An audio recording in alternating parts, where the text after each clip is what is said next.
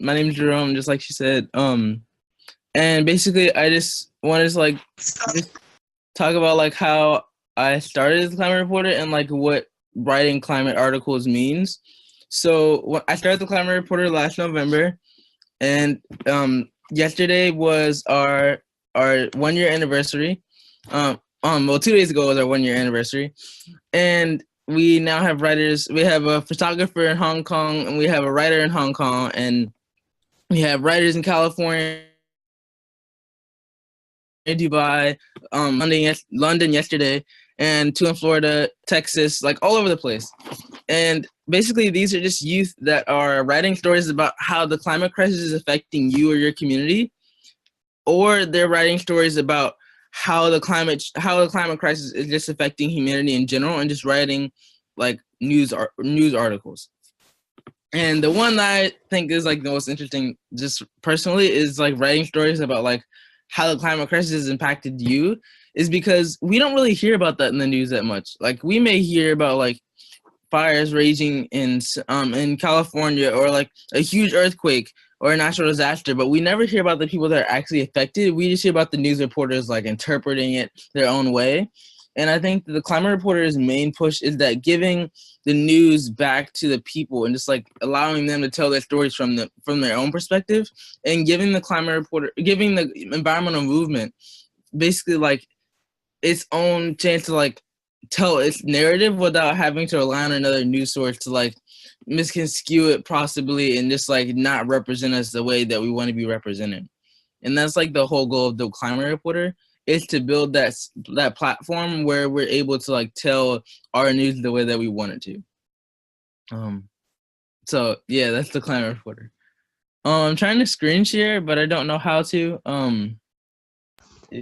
At the bottom of your screen, there's going to be a toolbar, and in the middle of that, there's a green square with an arrow pointing up. Share. Okay. And then I'll ask you to choose which window. Okay.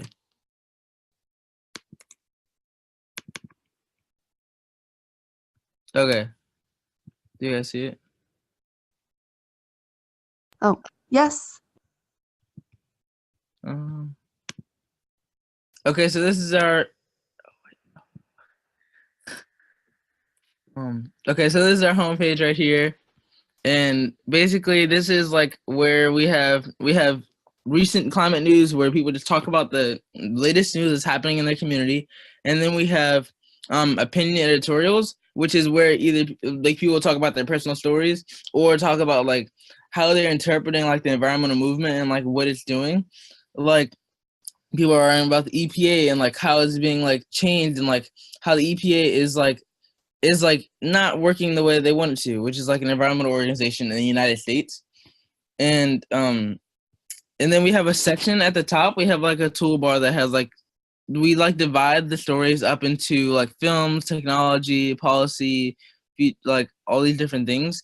And the we have personal stories over here, where people are able to go more in depth about like one of our writers went to Iceland over the summer, and basically took photographs and learned about how her grandfather was like a fisherman, and her family wound up immigrating from Iceland to America, and she didn't even know that before she went to Iceland. And like through talking to her locals and like talking to her dad, she was like, "Oh, this is where like my heritage is from." And it was like a whole family story that she learned about, and it was awesome to see that, how like when she actually went there, the role that climate change played was that their family had to move because of the melting glaciers that was happening at the time, and they came to America.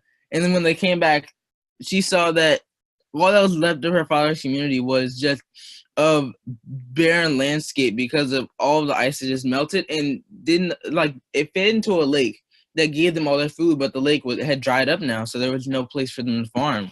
So it was just a true just story of a person that was impacted by the climate crisis, and just giving people that area to tell their stories. And yeah, let's see. And yeah, do you guys have any questions so far?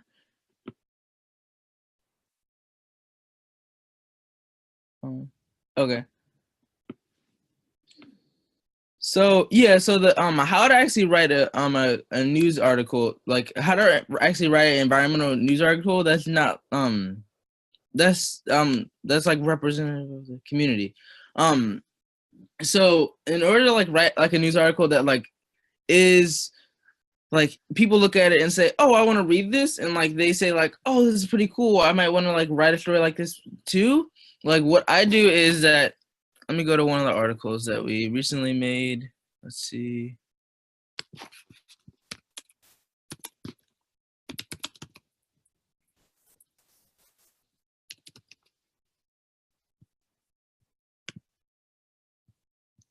So this is one that has got like one of the most readership in the Climate Reporter, which is the future of Chernobyl.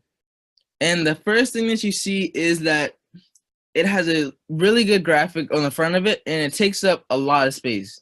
So you may see like the actual title itself is only like 4 words, but the graphic tells the story, and like the text is simple. Like all through here, the text is pretty simple, but like the graphics is like the thing that draws them in. And like consistently, I see that as like a trend in like writing environmental stories. It's like if you talk about plastic pollution and then like you don't have any pictures of it, people are like they tend to swipe away or click away after like a minute of looking at it. But if you have like pictures throughout, sorry, if you have pictures throughout the article, people tend to read all the way down to the bottom. Let's see. Another thing is that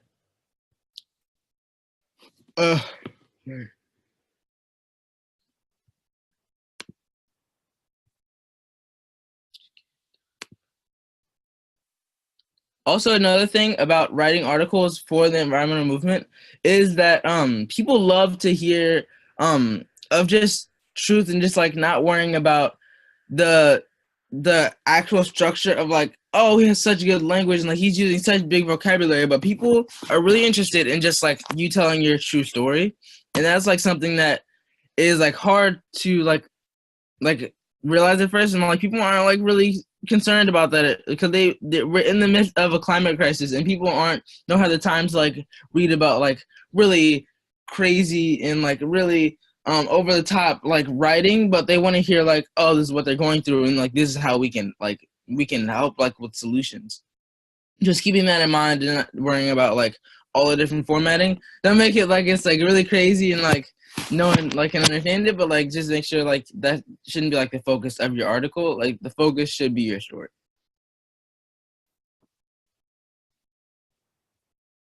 Let's see.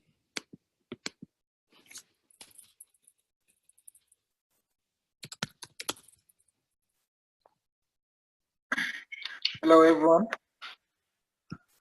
Hi. Hi. Yeah, I just entered the room, so what's gonna? So basically, I'm just giving this, which is a news organization that youth-led news organization that is basically trying to form a platform where the environmental movement, it has control over its own messaging and giving people the power to like tell their stories about climate change, and just talking about like how to make a good environmental news article, and just also like how to promote it. That's what I'm about to talk about next, is like how to make sure that people know about your article. And then next is I'm just going to talk about like how to make sure that like after you write an article, that's like the end of it. Like how do you get like go out into the community and say like, hey, this is how we can get involved in this. Like after they read your article, like at the end you have to have like an ask or something, so that they aren't just like left and like, oh, that was a sad story, the earth is about to end, and they feel all down and sad, but you have to lift them back up to start taking action. So they aren't left in like this really sad position where they don't want to take action. Yeah, so that's on the part of promoting a new Adama, do you mind muting your microphone so that we can continue with the call? Thank you. Okay. So on the part of promoting a news article, the main thing that you should do is that you should reach out to your local newspapers, and a lot of times your local newspaper is like really like looking for articles and like they're looking for people to send them stories, but sometimes they don't have enough, so they just like go out into the community themselves. So what you do is you should go out into like this is overtop. This is a really big like promotion like people's climate movement, but we have covered where people are just like going into like their local communities and just talking about, hey, this young person just wrote an article, or hey, this person just wrote an article about climate change. Can you please just like rewrite their story? So what they do is like they'll ask you for your story. They'll ask you like, can we get a copy of it? And then what they'll do is like either they'll ask for like a soundbite or they'll ask for like additional information, and like they'll repost the entire article and like give you credit, and that like it gains credibility and also promotes your story at the same time. It's kind of like, because after that they then add you to their website as a freelance journalist, or if you write multiple articles, they add you as like a writer, and you get like your own page, and that's just like that's like free publicity, honestly, and you get more credibility to say on your resume, I wrote for this news article, even though it's like the same article that you already wrote. Yeah. Let's see.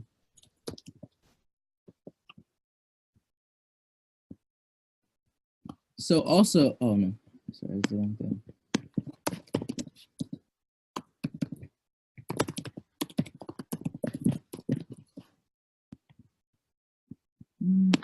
Sorry, no, I'm trying to pull up. Next is that when you want people in terms of promoting, you don't want to have to always like tweet out every single story you make, and it kind of gets tiring where you have to like write descriptions for every single article. So what I use is it's called IP I'm sorry. I forgot the name of it. I'm trying to look for it now. But basically, it's a system that automatically retweets all of your stories. So every time you write an article, it tweets or Instagrams like, "Hey, I just wrote this article. Go check it out." So it's like an automated process for you to be able to write an article, and basically like it alleviates some of the worry of like, did people on social media hear about my article? And yeah, it just like alleviates part of the promoting process. So let me try to pull this.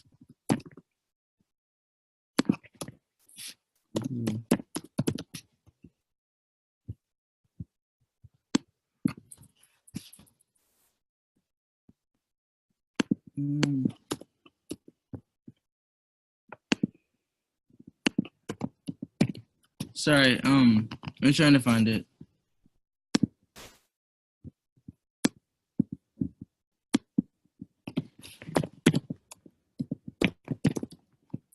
But in the meantime, just talk with one person like in a group, just like talk about like introduce yourself and just like talk with another person about like how just like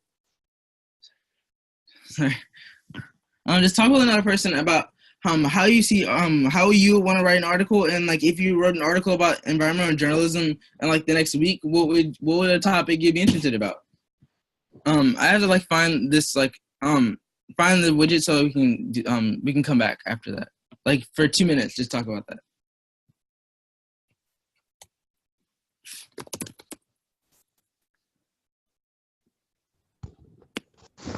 All right, so you're welcome to do that in the chat or right on here. If anyone wants to be my partner, you can talk here.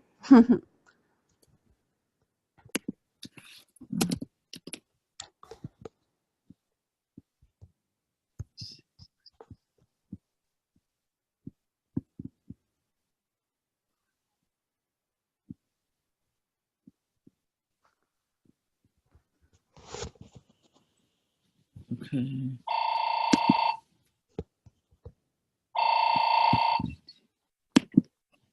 So I'm from the US, and if I were to write an article this week, it would probably be about the California wildfires and how, poor crop management, a lack of control over water resources, has led, mixed with climate change, that too, obviously, has led to such severe droughts, which are exacerbating the fires.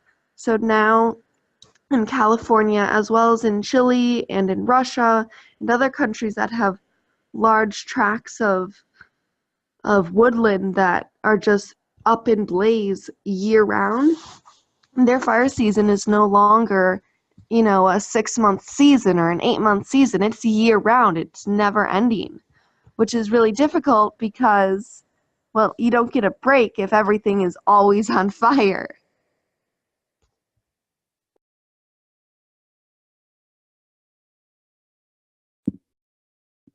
Okay. So I found the widget, and basically it is called IFTTT, which is, and I'm sharing my screen again. So basically it shows that, hey, you can connect Medium to Twitter, where it automatically posts articles for you.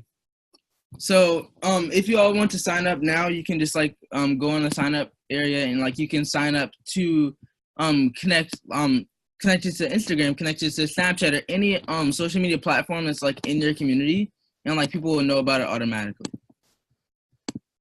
Yeah, so you can sign up with Google or Facebook if you have any of those, and that's just a process that I use to help promote it. And in addition to promoting, you also have to reach out to different people. So say you need also a news source. Say you're not writing about yourself, but you're writing about an event. You have to make sure that you're factual, and you have to make sure that it's not too subjective, where people are gonna feel like they're reading not news but just your opinion of what's happening. So you have to have at least 3. I always have a rule of 3 sources that are one from the Democrat side of one from the more anti-climate change side, and one for more the pro-climate change side, and then one article that's completely neutral, so you have a full spectrum of the news before you write an article. And that's something that just helps with the quality of your news reporting if you're trying to be objective, and just helps in the future so no one can come back and say you're not a good news reporter because you're too biased. And that's just a rule that I use, the 3 article rule.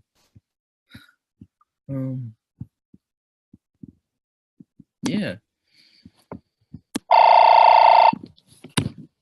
Sarah, should we go around and do introductions, or is it just I keep going? It's up to you. If you would like to have people introduce themselves so that you know them better, you're welcome to.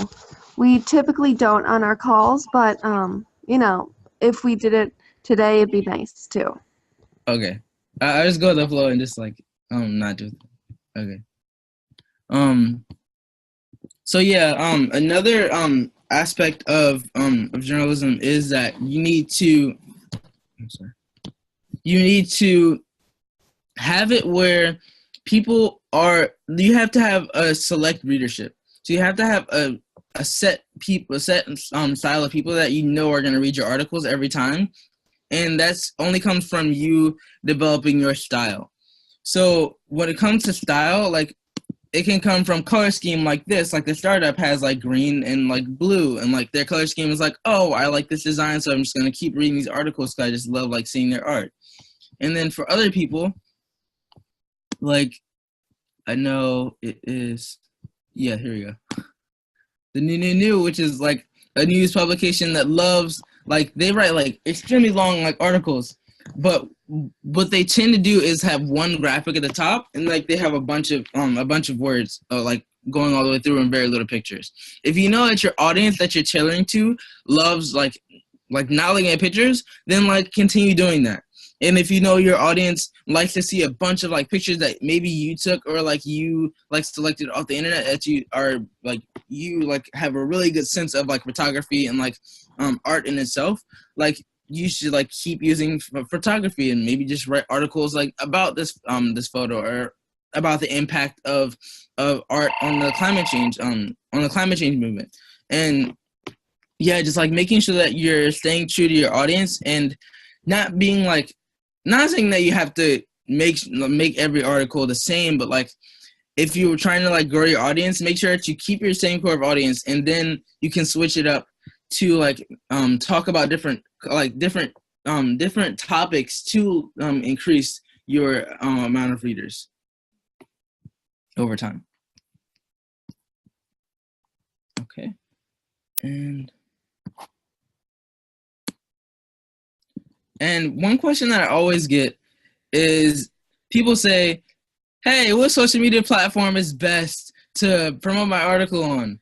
And I always tell them, I'm like, you don't have to, there's no best social media platform. It's just what you should stick to is 2 social media platforms at the most, and you should continually be on those platforms and be most active as possible. And just make sure that whenever someone like comments, like just like their comment or just like say thank you, because it gives them that feedback and saying like, oh, they actually saw my response. And then the more interaction you give them, the more like seeing that, hey, this person actually knows me, then they want to get more and more involved in the community that you've like developed. And like they may only see your tweet about like, hey, I published a new news organization. They may not have even read it, but they just may have commented and say, oh, this looks kind of cool. But if you go back and say, oh, thank you for reading my article, they may go back and in the future, maybe even not that post, but in the future, go see, like, check out your article actually. And that's like been my experience like a couple of times where people have just like commented and not even have read it and may have said like some negative things, and I said thank you for your opinion, and then like later on that week I saw them in like their reading list and I saw that they actually read that article, read an article in the future. And yeah, okay, so after we talk about like the journalism and like research part of it, and like trying to make the difference between subjective journalism about your personal story or like objective journalism that focuses on real news, one thing that we should also focus on is creating graphics. Like platforms that we use is that I use is Canva, which is a really easy platform that's like, if you have no like graphic design experience, it's like totally okay. You can just like go in here and like they have a bunch of templates for you to try out, and like it's just like it makes your article look so much better with using Canva. And I'm not sponsored, but just like saying this is a really good platform, and like this is like a place for you to like make really nice news articles really fast, and just like to be able to write an article that looks good. And it comes in all different languages.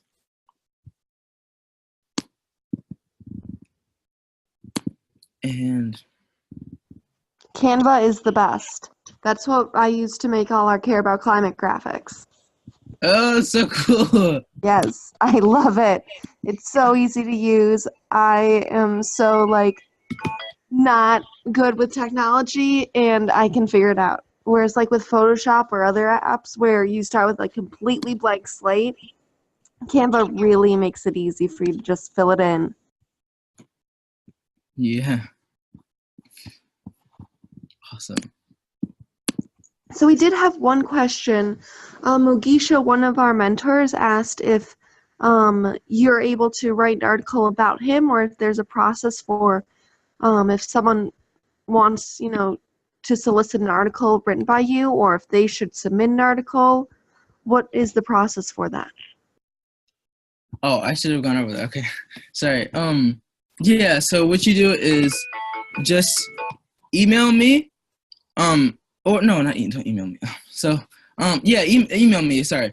So basically email me at foster2, the number 2 .Jerome @gmail.com, and I can type that in the chat. But basically after you do that, just email me and send me send me like an article idea that you're trying to write about, and just all you have to do is just like send me an idea or send me the whole article that you've already written, and then all I'll do is just say create a Medium account, and then I'll say let's basically add you to the writers list, and then I'll introduce you to the entire team. Like after you write an article, I just like say, hey team, this is a person writing an article, and they might help you along the process, And because I might not be able to like help you with writing the article, one of our like writers from all over the world will like help you formulate your article, and you can opt to have just email back and forth, or they can like sit down with you for an hour and talk you through how to write an article and like have a conference call.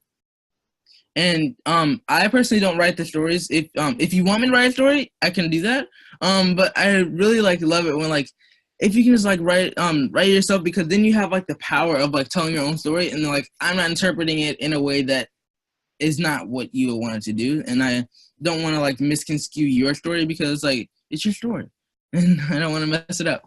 So yeah, I encourage you to write it yourself, so then like you can have that publicity and just say like, hey, I wrote this article. Yeah, and it's like being prideful and just like, yeah, I wrote this. Yeah.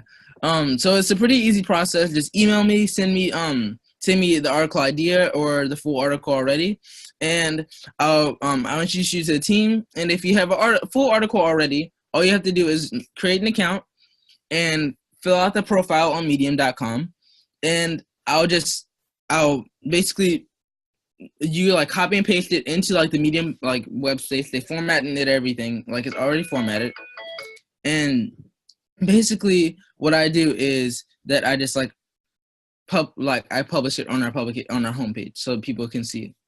So it's a pretty easy process. Yeah. Yeah. Thanks for the question. Any other Thanks, questions? Jerome. That was a great answer. Very easy process, sounds like. Yeah. I like to like it's like I love mentorship because it's like a lot of people are like really like scared of like journalism. Like I'm kind of still scared of journalism, like dissertations. Like that's like a 50-page article. Like that's pretty hard. And like I always reach out to people for like for mentorship, and I really find that valuable. So just providing that for other people.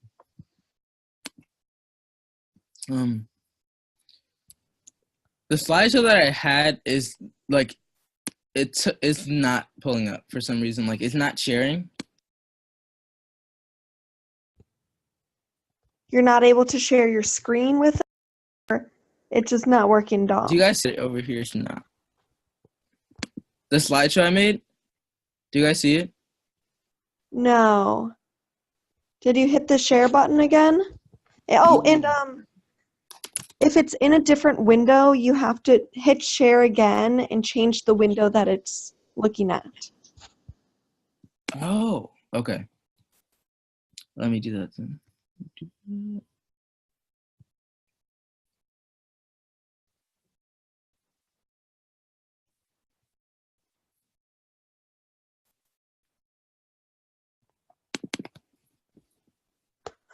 One thing I want to share with you all is Care About Climate is launching a campaign as in the lead up to the UNFCCC Conference of the Parties, which will take place, I believe, the first week of December. And so we're about 2-3 weeks out.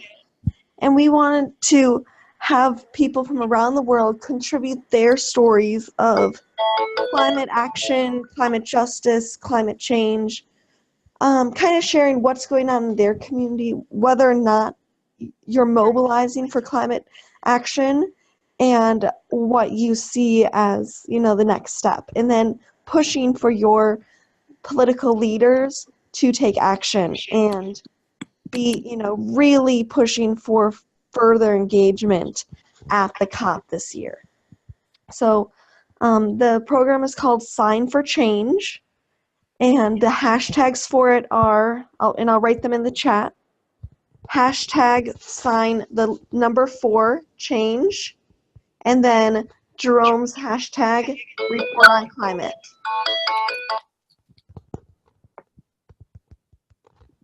Okay, I found it. There we go.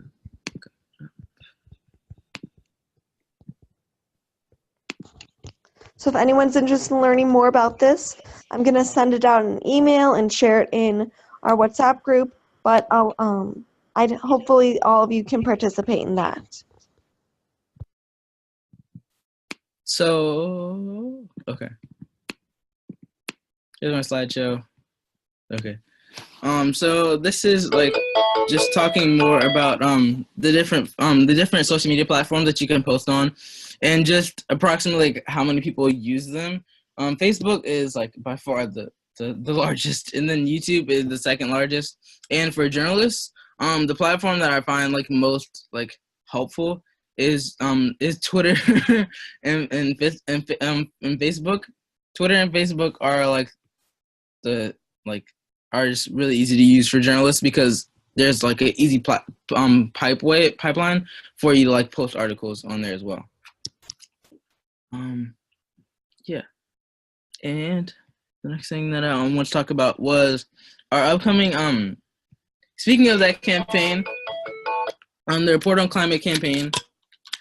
I also want to talk about how the Climate Reporter is also having a campaign to talk about hashtag Report on Climate. So in addition to using it for the COP, this we have it where you're if you don't want to write a full article and you don't want to like write like 100 pages like story about yourself, just like write like a couple sentences about like how the climate crisis is impacting your life now, and just hashtag Report on Climate so that people are knowing that like people are being affected by it now, so they aren't seeing that 20 years in the future, because we're impacted like by the climate crisis, and like our lives are being like are destroyed by it, and like people in privileged areas don't understand that, and like they say like it's gonna happen in 50 years away, and just like telling people that, hey, I'm a person that lives through this every single day, and just like respect my story. And that's like what the hashtag Report on Climate is also signifying, is just for people to tell their story about how climate change is impacting them, and letting people know about the urgency of it. So if you want to use that on social media, not a lot of people have used it yet. Just like getting the word out about that. Yeah.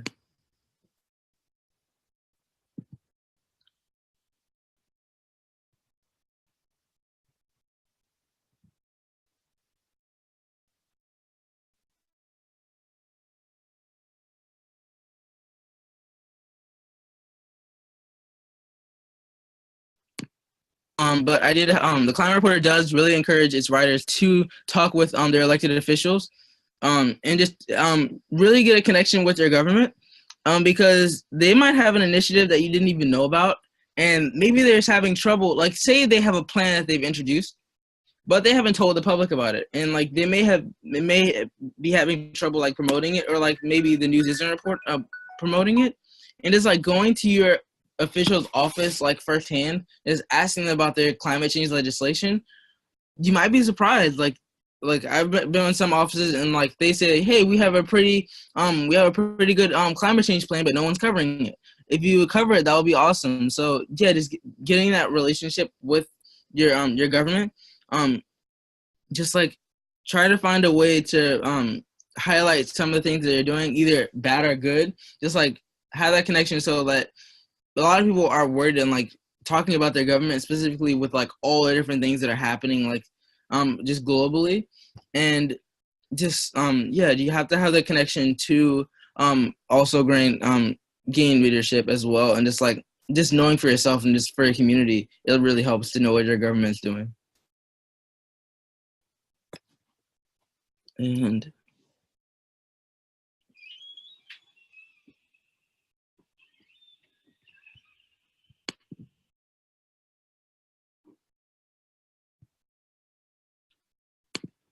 okay. So tips for posting. Some tips about posting is that videos are viewed more than photos, and words so yeah, videos are viewed more than photos, and photos are viewed more than just regular words. And if you want to make a video, and instead of just like writing it out, the first 3 seconds of it matter. So a person's like scrolling through the feed, they're not going to see your whole video, they're going to see like the first like couple of seconds, and that has to be the most captivating one. And like if you're not making the video yourself and you're just like pulling it from somewhere else, make sure that the logo isn't the first 3 seconds, because someone's going to look at the logo and just like keep scrolling and not even see your post. And like when people see the post, they're going to be able to tell if it's like an outside post, especially with Twitter and Facebook and Instagram as well, and YouTube, they'll know if it's a native video that's being uploaded. They know that if it's made for that platform of that like platform, because they know like the sidebars will be different, or like the actual platform might even tell them that it's from YouTube or like from a different source. So just like make sure that you use the actual social media platforms like preferred upload method so that it looks as natural as possible, because people prefer that when they scroll through their feed. And also what tend to do well specifically on Facebook is to do live. People would just love to like be in the moment, and if you do live, make sure that you don't say like a bunch of ums and a bunch of like filler words, so that you do still sound like good. But that's like the only thing. Facebook Live does actually doesn't always, but sometimes even goes better than photos. So like if you don't want to take a really good photo, just like go Facebook Live and it will help as well. And just posting in general, like this is a post that I saw on social media before, and it talked about nature or animals or faces or just positive just nature in general, is because people tend to like shy away from just like really negative like news, because they don't want to like ruin their day, honestly. Like they don't want to like hear that. They like major news organizations actually do the opposite, where they talk about like the worst possible scenarios in like the area. But on social media, people have like the option to like quickly like flip through and like not listen to it. So make sure that it's like happy and upbeat, because they tend to like get like more people to interact with it. And yeah.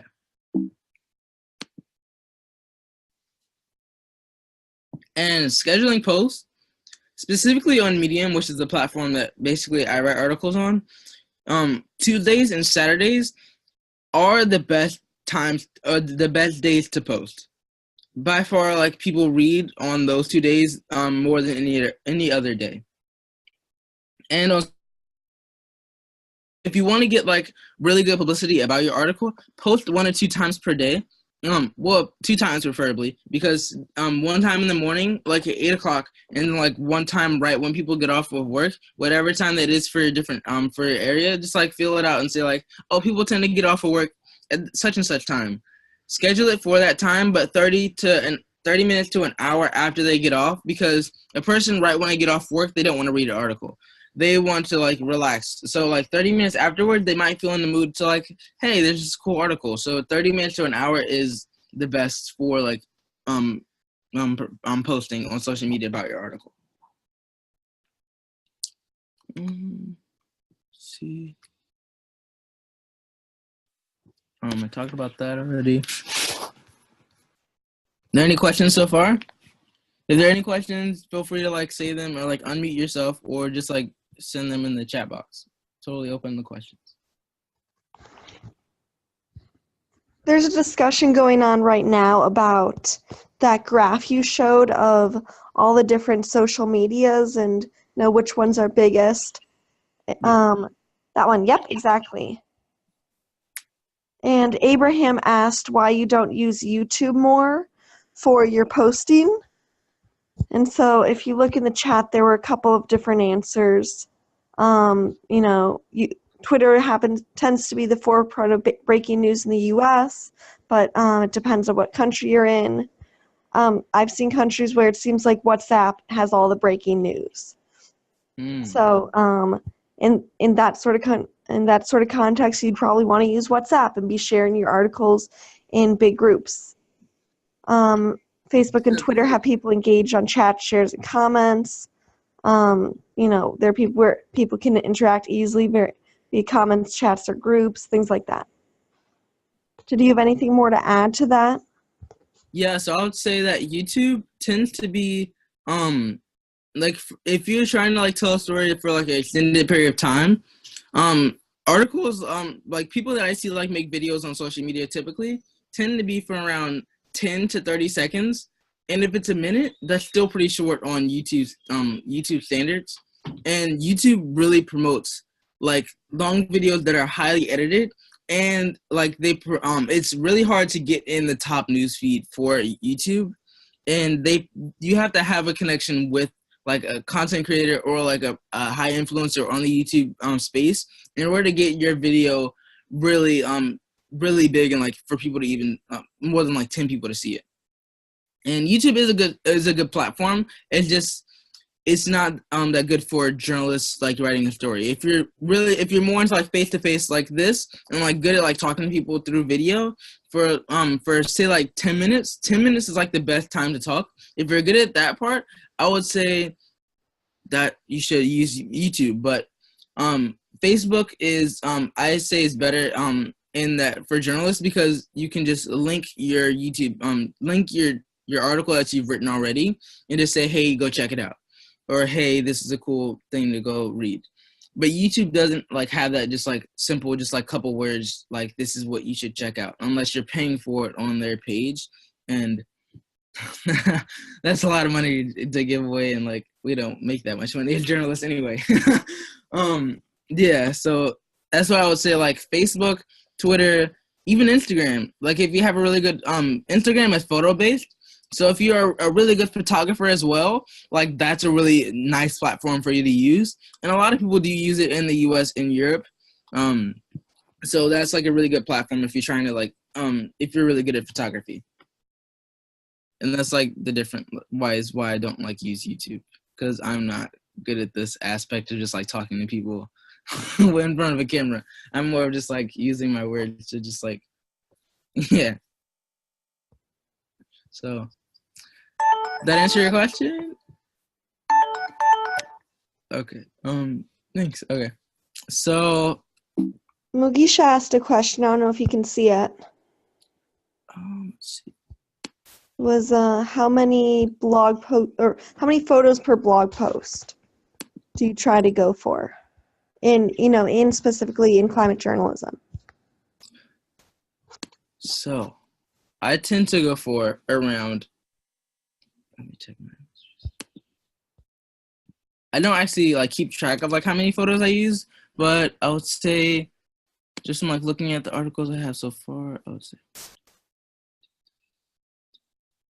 around 4 to 6 photos that I use.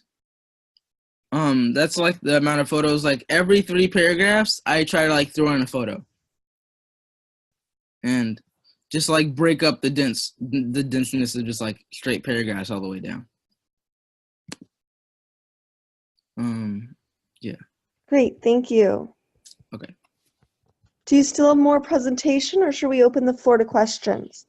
Yeah, that's the end of my presentation. I had talked about a lot of my presentation before I had it up, so I talked about a lot of them. Yeah, so this is like Q&A time. If you have any questions, feel free to ask. All right. From Abraham, from your experience, what can you say to others that which to involve in written environmental articles shouldn't do in general? All right, so what's the big no-no in climate journalism? So I would say the big no-no in climate journalism. That's a good question. Thank you.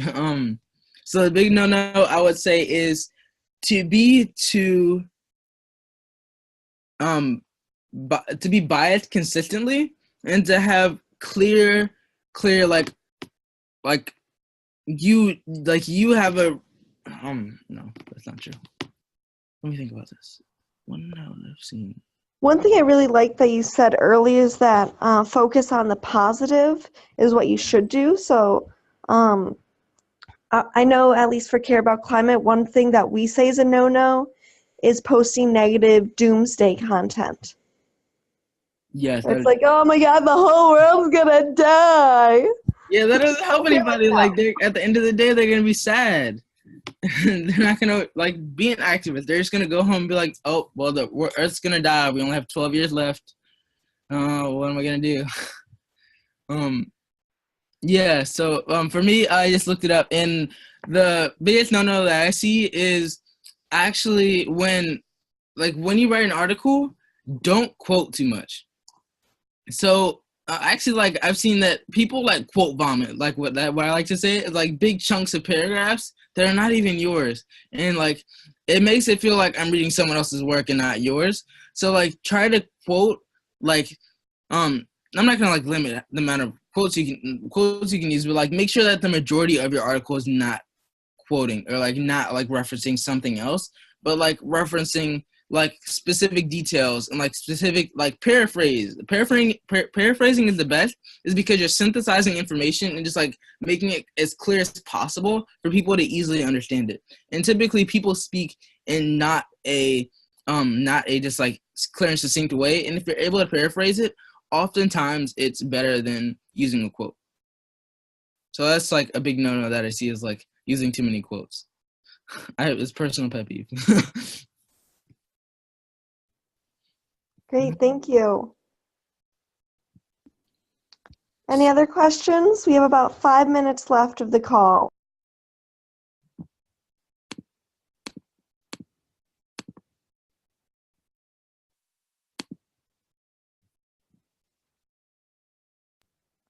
Oh, I got one. What's your average readership for your articles? Or what was one of your most high-performing articles?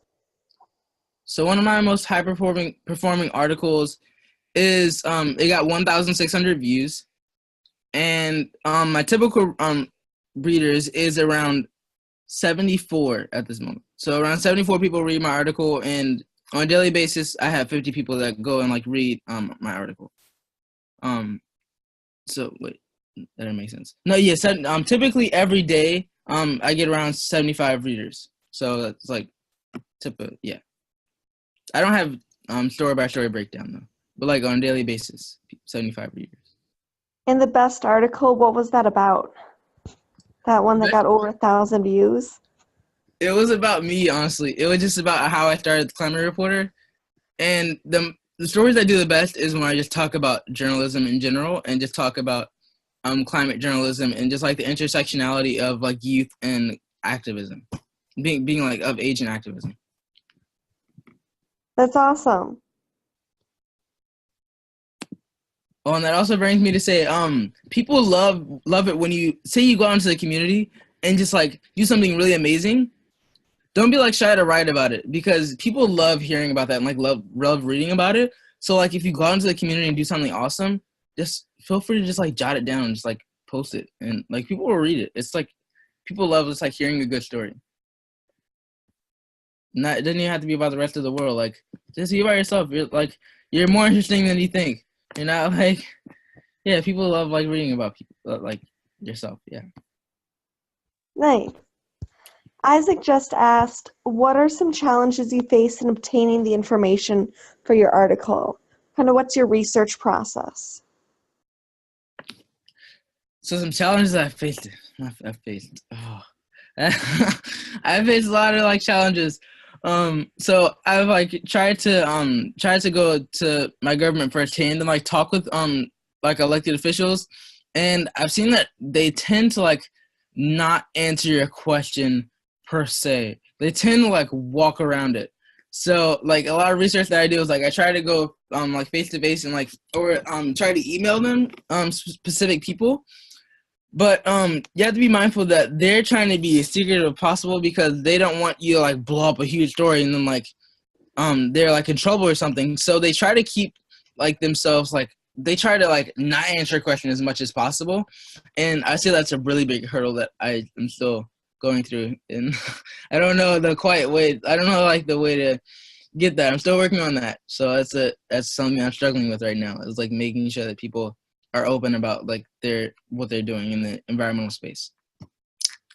Another thing that I struggle with is, I would say,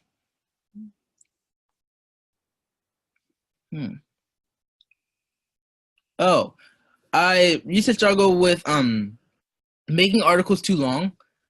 I used to make them about a 13 to 17 minute read, and I saw that people stopped reading after like the 6 minute mark of like your reading. So if you read it out loud, you can like the time it takes. Or on Medium, it tells you how much time it takes for a person to read it. Like gives you suggested time. And after 6 minutes, a person tends to like not want to read anymore. They're like, I get it, stop talking, and they like leave. So I try to tend to like stay under 10 minutes. Unless you tell people at the very beginning that this is going to be a long article, people are going to click away and not read it. But if the way I overcame that struggle is that at the beginning of an article that's going to be like 15 minutes to read, I say disclaimer, like this is going to be a long article, and this is going to be a long article, and I just be truthful and say like if you don't have the time to read this, I make a separate article. I make a long version, and then I make a shorter version for someone like in a hurry. So I make like a 4-minute version, and then I make like a 12-minute version. So yeah, just like if you want the more in-depth story, I give them a 12-minute one. So that's like a hurdle that I overcome. And That's awesome. I like your 4-minute, like too long didn't read version of it. yeah, a lot of people are like, "Oh, this is way too long. I'm not gonna read all this." Right, because I know when I get to an article, if it doesn't tell me at the top, and I'm scrolling for 6 minutes reading it, and then I'm like, "My God, when does this end?" I'd rather know at the start of it. Yeah, that's true. Abraham had a follow-up. I think it was going back to the try not to be negative in doomsday. How do you, if that's the reality of the situation, what do you do then? Like if it seems like a hopeless situation, how do you bring hope to it? So what I would say is like that existential too. Yeah, so I would say that if you're writing about a sad story, you can be doom and gloom for that article. There's nothing wrong with it. I would say that, and make sure that it's not like a recurring theme in all of your articles. Just like try to limit it. Like, if that's you and if that's your brand, like make sure like, yeah, that's you. You can do that. And if your readers like when you like tell just like you don't like sugarcoat it at all, and you don't like try to make it sound all pretty, and just tell them about like how terrible things are, then just stick with that. It's totally fine. Yeah. Just like I just know that my readership prefers like more like hopeful, like upbeat news articles, but I'm pretty sure that there's an audience that prefers like less upbeat. But if you are trying to like make an article like less doom and gloom and trying to make it more hopeful, I would say is from the perspective of try to take it from the perspective of a person that is like really, really like unfortunate, like has nothing, and like just talk about like the good thing that you like. If it's a bad article, talk at first about like how like I don't know how to phrase this. I would say like from his perspective of a person that has like is really impoverished and like doesn't have like the same luxuries that we have being on this call right now and like having a laptop, just like talk about like how you like talk about your privilege a little bit, so like people are like sympathetic to like the idea of like, hey, this isn't just like talking about like, hey, my $2 billion car just broke down. I'm like, oh, I hate this so much. But like talk about, hey, I'm just so lucky to have this. I'm like so lucky to be privileged to even have this car, and like it broke down because like a hurricane or something. Just try to be relatable as possible so that people are still like able to relate. Because a lot of people, if it's like too doom and gloom, they can't like relate to the story, and that's like what keeps people interested. Is that either they relate to it or they find the story really, really important to read about. Juliet just posted a great suggestion that include that call to action, which I know you do in your articles, Jerome, where you're recommending a nonprofit they can donate to, a small action they can do, whether it's, even just sharing the article with more people so more people can know about their struggle. That gives some people at the end of the article, something to do to help the situation. And you're welcome, more than welcome to share at the end of the article, like, well, if the cause of this struggle or this, hopeless situation is climate change, or it is something that humans have caused, well, we need to stop causing it or alleviate our environmental footprint. So talk to people about ways they can reduce their environmental footprint. They can, reduce water or energy usage, things like that. Yeah, that is so true. The ways that I use action at the bottom is that I use Google One. I'm trying to pull it up now. So yeah, I use Google One, which is like a place where you're like able to they have a bunch of like nonprofit organizations that already are most of the time like already doing what you like are trying to promote of, and like they have a bunch of like climate change organizations that are here, and like you can just research them and so I scroll down to the bottom and say, "Ooh, okay, I like this organization." Let's see, and let me click on one random one just so I can know about so I can show you guys the process. Ooh. Oh wait, no, this is the wrong thing. Oh.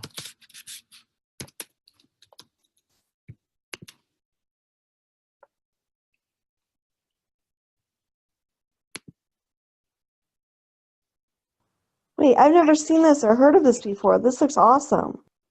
Yeah, so Google has a platform where they have nonprofit organizations where they basically promote about what you're doing, and they promote it on their website. And like when they search up your organization, it will have a special sidebar on the side that like describes like what your organization is doing and how it's helping your community. And you can just apply for it on Google for nonprofits or Google for charity, and they just help you out with the process. So yeah, that's what I use, and I just reach out to different organizations and say, hey, could I add you to the bottom of the take action list? But I'm pretty sure you don't have to like contact them, just shout them out. Ones that are I know that it would be really helpful to shout out is Ecosia, which is a search engine that rivals Google, and that it's a search engine that plants trees. And like every time you search, it the revenue that it raises goes to like planting trees. And I know that specifically they plant trees in Southeast Asia, Sub-Saharan Africa, and like different areas in the Amazon rainforest. And that's awesome. I may be calling you again to do a call just on the Google Suite for nonprofits, because this is really neat. Yeah, so they have YouTube for nonprofits. So you can make YouTube channel, you can like make YouTube content, and they'll like help you make money and like prioritize you because you're a nonprofit. So that is one way. Like if you don't know influencer, it will still take some time on YouTube because there's so many people and so many YouTubers that are on that platform that make like really, really good content. But like if you're a nonprofit, like they'll try to like make sure that your articles are on top or like higher up on the list. So yeah, that's something that I try to use. And just those are some ways to like they help you with, if you sign up for it, they can help you with donations, they can help you with like raising awareness about your organization, they can help you and also like you can help them with like adding it to the bottom of your article, obviously. Yeah. So it's a two-way streak of like helping each other. So that's what I try to use. All right, thank you so much, Jerome. This was an awesome presentation, and you gave us so much good content for how we can rate articles. So I'm going to encourage everyone who's on the call to go back to your partners and get your stuff on, Jay. Sorry, it's my fault.